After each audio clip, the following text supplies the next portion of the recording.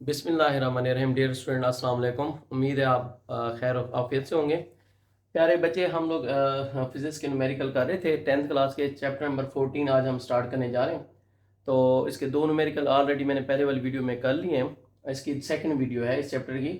तो देखें जी, इसके न्यूमेरिकल मैंने स्टेटमेंट बोर्ड पर लिख दी है। रेजिस्टेंस ऑफ ए कंडक्टर, एक कंडक्टर वायर है, उसकी रेजिस्टेंस है 10 मेगा ओम। एम ओम, ये जो अलामत है एम से मुराद मेगा, और ये जो अलामत है इसे वैसे बोलते हैं ओमेगा, लेकिन यानी ये अलामत इस किस्म की होती है। ये चलो मैं बता दूं, रेजिस्टेंस का यूनिट होता है, ये अलामत है ओमेगा, लेकिन हम इसको पढ़ते क्या हैं, ओम।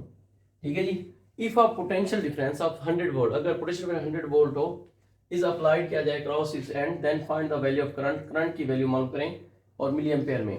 गिवन डाटा क्या है बेटा जी, रेजिस्टेंस को आर से कहते हैं 10 मेगा ओम, रेजिस्टेंस का यूनिट ओम है तो हम इसको ओम में चेंज करेंगे, 10 मल्टीप्लाई 10 पावर 6 ओम।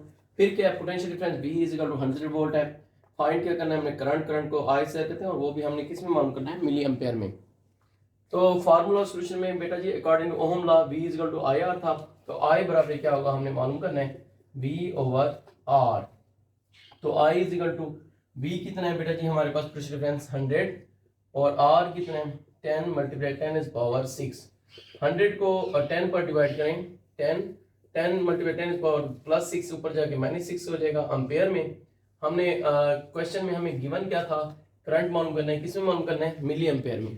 ठीक है, तो हम मिली एम्पेयर में चेंज करेंगे। मिली एम्पेयर में चेंज करने के लिए हमें 10 मल्टीप्लाई 10 इज पावर -6 1000 से मल्टीप्लाई करना होगा, और 1000 की कुव्वतनुमा शक्ल बनाए तो 10 इज पावर क्या होगा, +3। तो I इज इक्वल टू क्या हो जाएगा, 10 मल्टीप्लाई 10 इज पावर -6 में से +3 गया, -3 मिली एम्पेयर। इसको अगर हम आई समझिए तो साइंटिफिक नोटेशन में था, अगर नंबर में लिखना चाहे तो और लिखे क्या हो जाएगा, 10 नीचे 10 पावर -3 नीचे आकर क्या हो जाएगा, +3। 10 10 पावर +3 का मतलब 10 मल्टीप्लाई 10 मल्टीप्लाई 10, तो ये क्या हो जाएगा, 10 10 10 100 100 10 1000, जीरो से ये वाला zero cancel, 1 divide by 100 is equal to क्या आ जाएगा, 0.01 मिली एम्पेयर। ये बेटा जी हमारा ये न्यूमेरिकल था 14.3 जी। डियर स्टूडेंट, अब हम न्यूमेरिकल करने जा रहे हैं 14.4।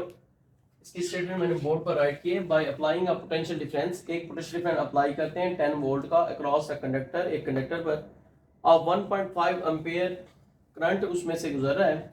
How much energy would be obtain, कितनी एनर्जी ऑब्टेन होगी फ्रॉम द करंट से इन 2 मिनट्स, 2 मिनट में। तो गिवन डेटा में क्या है बेटा, P stand for potential difference को V से जाहिर करते हैं, 10 वोल्ट है। करंट कितना है बेटा जी, I बराबर 1.5 एम्पेयर, टाइम कितना है 2 मिनट, और 2 मिनट में कितने सेकंड होते हैं, 2 मल्टीप्लाई 60 120 सेकंड।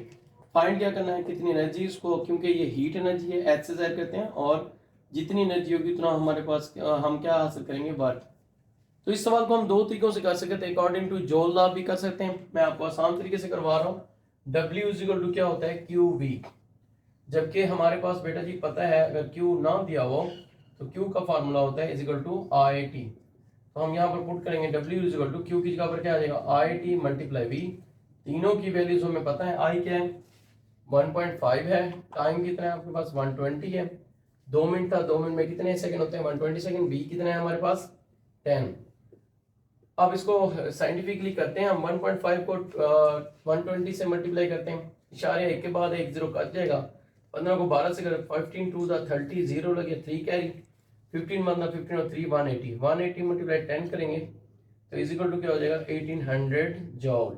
ये एक आसान तरीका था, वरना हम इसको यूं भी कर सकते थे, according to Joule law H is equal to क्या था, I स्क्वायर RT, या इसको H की जगह पर आप W भी लिख सकते थे।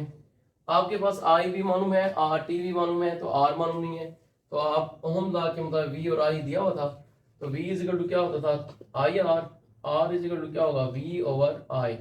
तो V कितना है बेटा जी आपके पास 10, और I कितना है 1.5। 10 को 1.5 पर डिवाइड करें जी, 10 divide by 1.5 is equal to answer क्या है 6.666। ये आपके पास क्या आ गया, हाँ। अब इधर वैल्यूज पुट करें, H या W is equal to I square, I क्या था आपके पास 1.5 का स्क्वायर, R आपने भी मालूम किया 6.666, और टाइम कितना था 120 जी। 6.666 को आपने मल्टीप्लाई करना है 120 से।